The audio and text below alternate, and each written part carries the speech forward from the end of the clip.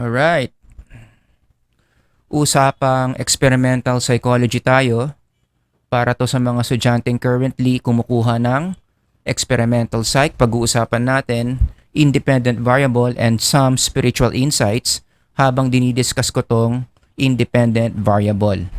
Shout out sa mga students ko, current students under experimental psychology. I'm sure alam na alam nyo na to. Mamaniin nyo lang to for sure, no? Pero para to sa mga ibang students who may need to learn more about independent variables. Basahin ko lang yung John chapter 1 verses 1 to 3. Very related to sa independent variable. In the beginning was the Word, and the Word was with God, and the Word was God. He was in the beginning with God. All things were made through Him, and without Him was not anything made that was made. Grabe, no? Diyan pa lang, amoy na amoy mo na yung konsepto ng independent variable. So mamaya i-connect natin to sa issue o sa topic on independent variable. So itong independent variable na to, pinag-uusapan to sa experimental psychology, also known as IV. So kapag naririnig nyo ang teacher nyo, sabi IV, hindi yan si IV na kaklase ninyo. IV to means independent variable. Ito yung variable sa experiments na kung saan ito yung minamanipulate, ginagalaw or iniiba-iba ng experimenter. Sabi ko nga dito, ginagalaw or binabago-bago. Kaya ako merong picture ng remote control.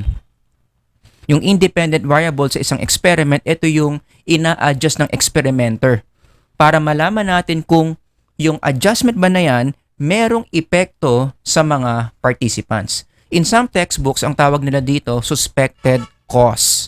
Ito yung pinag-iisipan nating cause ng isang effect. Siyempre yung effect, ibang variable yon, ang tawag doon dependent variable. Pag-uusapan natin yan in the next lecture video. Okay, basta ang IV, independent variable, suspected cause. Ito yung dahilan kung bakit. From the word dahilan. Di ba sa Tagalog ba sinabi mong dahilan? Anong dahilan mo at ginawa mo yon? Anong effect? Yung ginawa. Ano yung cause nung ginawa mo? Dahilan ng ginawa mo.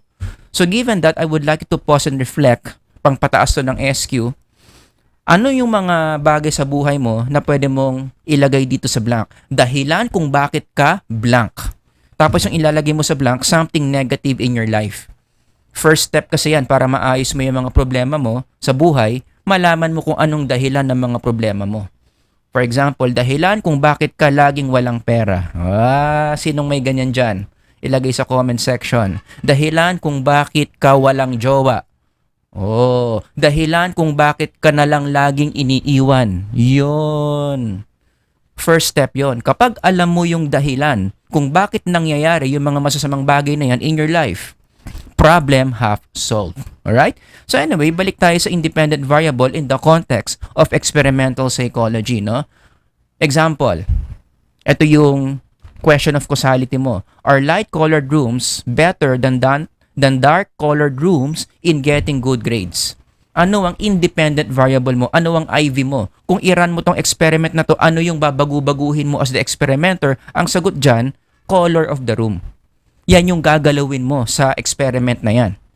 So meron kang room na gagawin mong light-colored. May mga rooms ka na gagawin mong dark-colored. Titignan mo kung yung pagka-light-colored or dark-colored ng kwarto may epekto ba sa mga participants mo. Another example, does listening to rock music lead to higher level of happiness than listening to church music? Anong IV mo? Kung i-run mo tong experiment, ano yung babagu-baguhin mo as the experimenter? Ang sagot, yung type of music or music genre. Kung medyo sophisticated yung vocabulary mo, genre. Kapatid ni genre. No, joke lang. Genre. Diba? So, yun yung independent variable mo dyan. Pag niran mo tong experiment na to, may mga participants ka makikinig sa rock music, may mga participants makikinig sa church music. So for the following items, para ma-practice kayo sa tinuturo ko, no?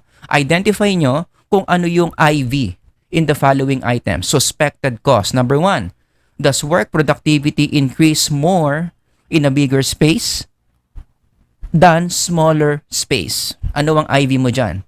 If you're gonna run this experiment, ano yung babagu-baguhin mo dyan? Yung office space. May mga participants, ilalagay mo sa bigger office space. may mga participants sa small office space. Number 2, is 8 a.m. better than 9 a.m. in giving students PSY XPRM quiz? Ito yung subject ko this term. Kaya shoutout ulit sa mga estudyante ko dyan under this subject. Mag-comment kayo dyan if you have watched this. May plus 0.003. Anyway, ano sagot dito? Ang tamang sagot dito is time. Time of quiz. Tama ba? Is 8 a.m. Yes, time of quiz. May mga estudyante bibigyan mo ng quiz ng 8 a.m. May mga estudyante bibigyan mo ng quiz ng 9 a.m. Number 3, the school anxiety decrease more when students undergo counseling than not undergoing it. Ano ang IV? Independent variable. Ang babago-baguhin mo dyan yung counseling experience. May mga estudyante ka na mag-experience ng counseling. May mga estudyante na hindi mag-experience ng counseling. Got that? Basta yung mga bagay na kinokontrol mo, minamanipulate mo, binabago-bago mo in your experiment, ang tawag doon is the independent variable. Yun yung suspected cause. Titignan mo kung yung factor ba na yun may epekto sa mga participants mo. Okay? Now, before we end this lecture on independent variable, mag-insert lang ako ng spiritual insight. I-connect mo sa independent variable. What is the first cause? Or using experimental psych language, what is the first independent variable of everything? Kumbaga, sino ang unang gumalaw sa lahat? Kaya nagkaroon tayo ng existence ngayon. I know this question is very philosophical, pero yung idea na first cause, pwede mo i-connect kasi yan sa independent variable. What is the first cause of everything? Actually, in answering that question, you only have two choices. Una, pwede kang maniwala na ang first cause is physical, or pangalawa, ang first cause spiritual. Pero sa dalawang yan, ang mas sikat, mas popular, especially among scientists, is maraming scientists, including psychologists, naniniwala sa model of existence where everything started physically. Kaya ito yung izo-zoom in ko. Pero mamaya, dadaanan din natin yung spiritual. So paano ang reasoning ng isang tao na naniniwala na ang unang cause ng lahat is something physical? Let me just establish this principle para ipakita ko sa inyo yung loophole nito later, no? Meron tayong very basic principle where I believe lahat kayo mag-agree, ang isang physical galing yan sa isa pang physical. All physical existence of something came from something that is also physical. Ang pinaka-basic na example dyan, magulang at anak. Ang anak may physical na pangangatawan. Saan ang galing yung physical na pangangatawan nung anak? Doon sa physical na katawan ng magulang. Siyempre, galing sa nanay. Pero para mabuo yung bata sa nanay, kailangan din ng katawan ng tatay. You get my point. Saan ang galing yung katawan ng mga magulang nung anak na to? Doon sa mga magulang ng anak na to. Also known as lolo and lola. At yung mga lolo at lola nung anak na yon, saan sila nanggaling? Sa katawan din, sa physical din ng great-grandfather and great-grandmother nitong anak na to, so on and so forth. Paatras ka ng paatras, lahat ng taong may physical na pangangatawan galing sa isa pang physical na pangangatawan. Nagigets nyo? And tell me, does it make sense? I believe it makes a lot of sense. Pero i-apply mo yung ganyang principle, itong principle na to, i-apply mo yan sa origin of the universe. Saan ngayon nanggaling ang physical universe? We all agree that the universe is physical. Nakikita ng teleskopyo yan, may mga energies dyan, may mga atoms, molecules dyan, so on and so forth. So the universe is physical. If the universe is physical, you apply this principle, sabihin mong ito yung universe, itong physical na to, saan galing yung mga bagay na nagbigay daan para magkaroon ng universe na yan? Di ba? Hindi mo pwedeng sabihin na the universe is eternal, it has always been there. Kasi nga ang universe physical. Ang isang physical, galing sa isang physical, kailangan meron pa siyang physical.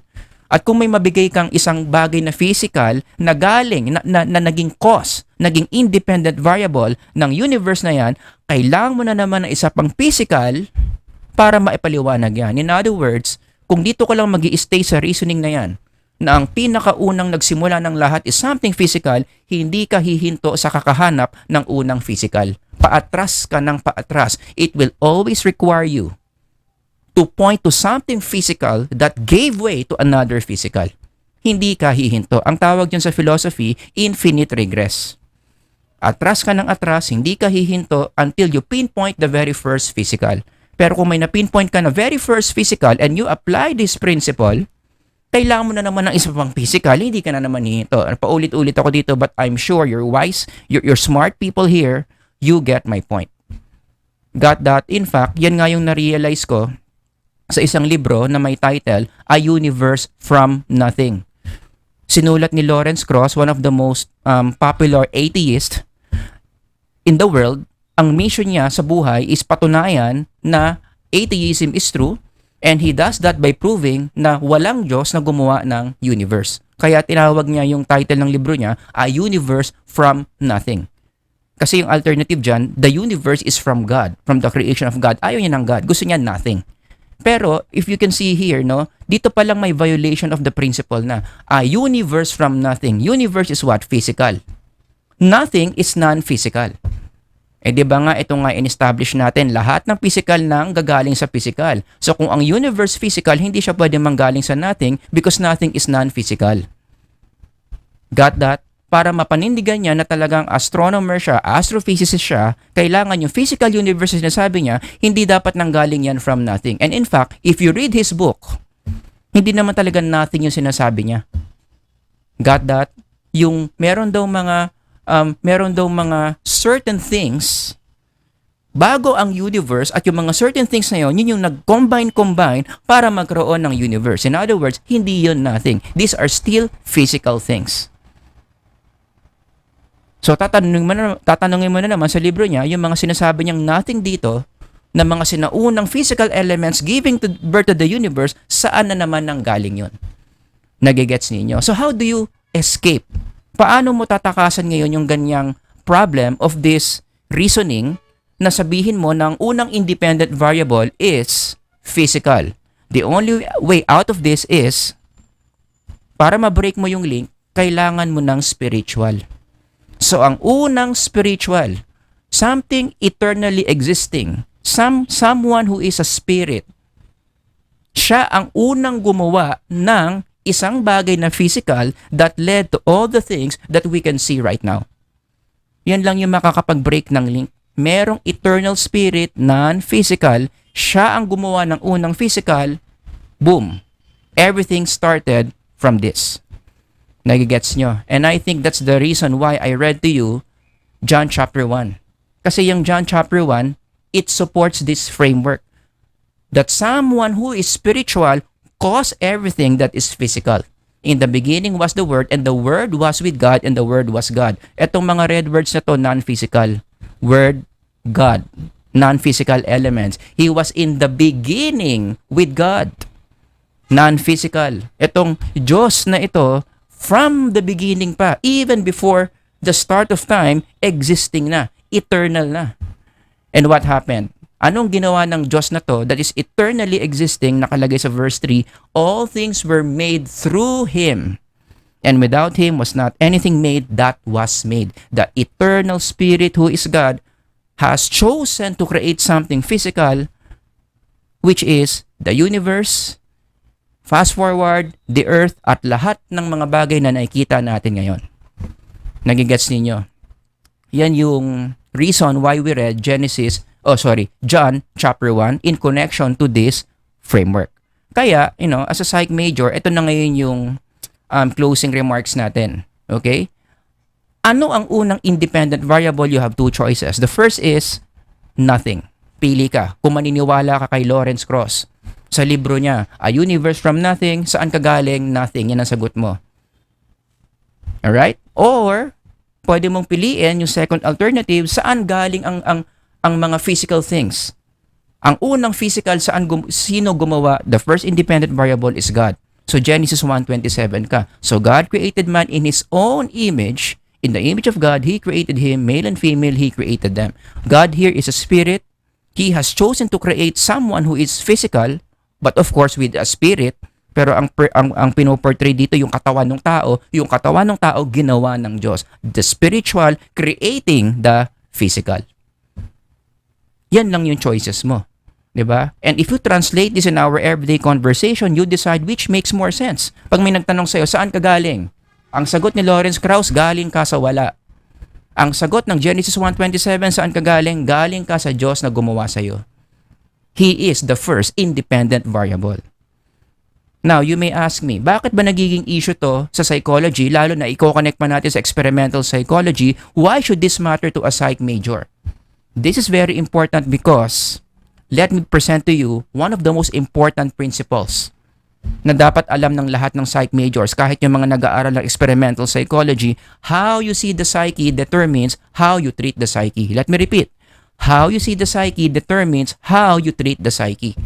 Ipa-plug ko na rin, no? Itong principle na to, present ko yan sa lecture ko on general psych. If you have time, kung hindi naman nakakaistorbo sa'yo, pwede mong panoorin. Sinagot ko yan yung question na yan. Why it matters how you see the psyche. Pero daanan ko na lang din ng mabilis kasi alam ko namang hindi nyo panonoorin, no? So, i-connect na lang natin dito sa lecture natin. Kapag naniniwala ka na ang independent variable, ang first independent variable is nothing or evolution, naniniwala ka that the psyche is just the same as the brain. Okay? Ganyan yung magiging pananaw mo sa psyche. Ang psyche ng tao, brain cells lang yan.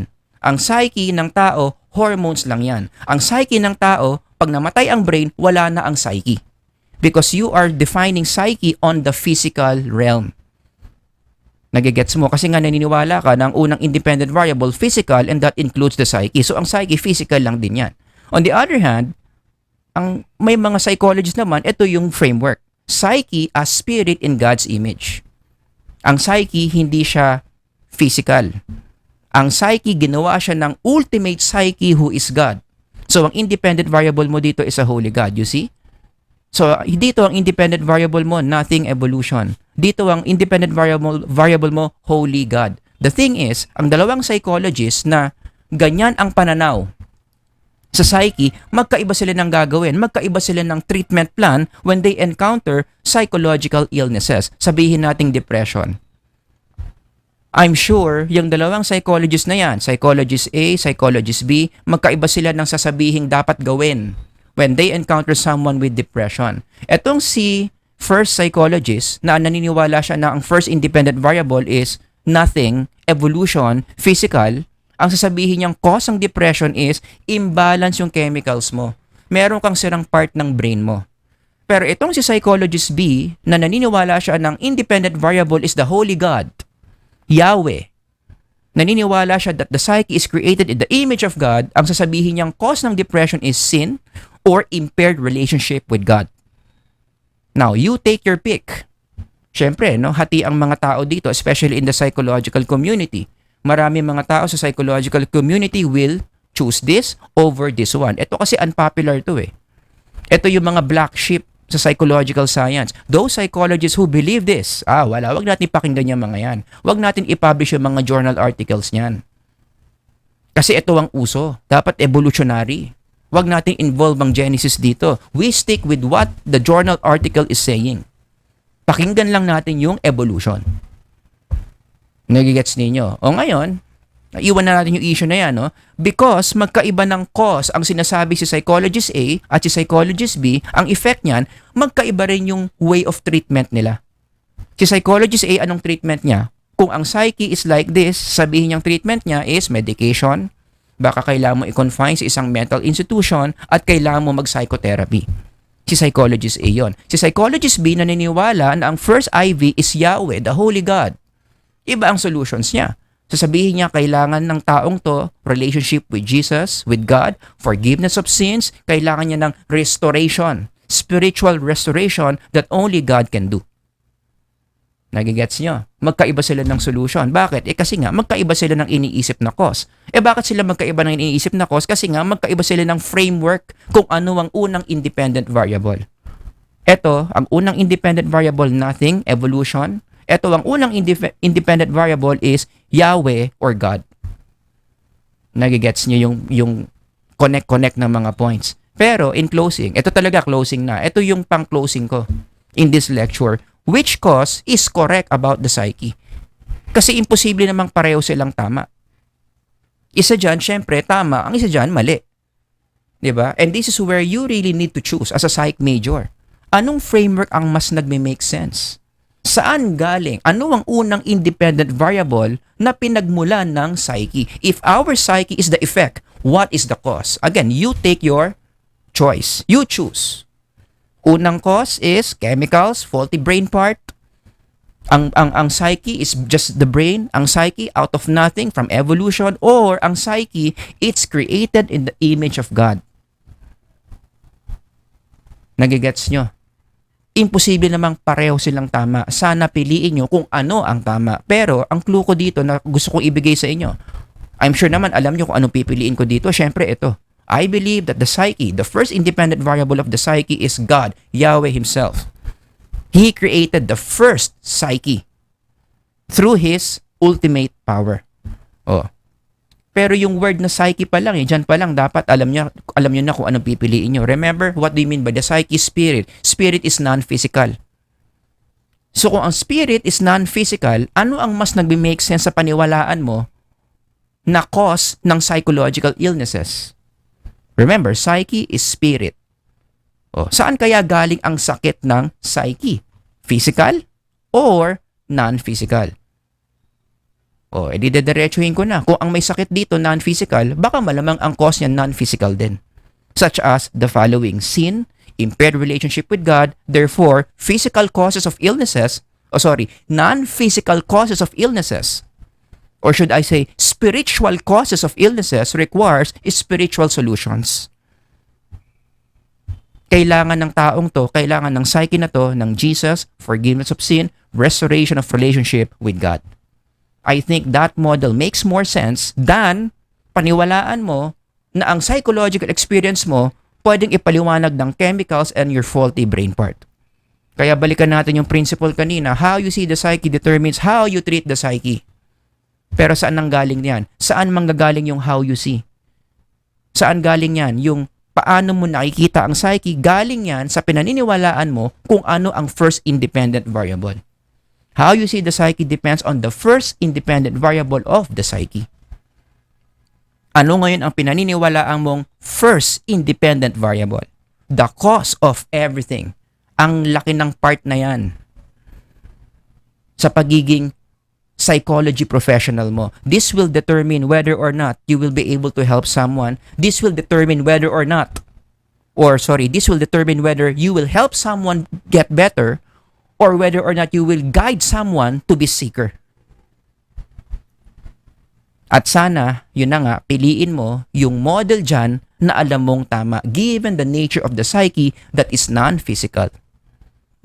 Diba? It makes more sense to believe na yung cause ng maraming psychological illnesses is non-physical that requires non-physical solutions. John 1:1-3, let me repeat, in the beginning was the Word, and the Word was with God, and the Word was God. He was in the beginning with God. All things were made through Him. This God who is in the spiritual world is the first independent variable that created all the things, including the psyche na pinag-aaralan natin dito sa psychology. Does that make sense? So, yan ang maikling lecture natin on independent variable at may konting spiritual insight. Syempre yung konti, quote and quote. Kasi ang tagal kong diniscuss yung spiritual insight kumpara sa konsepto ng independent variable, no? Which is, I think that just, it's fine. Kasi between those two, ano bang mas mahalaga? Alam mo yung ibig sabihin ng independent variable?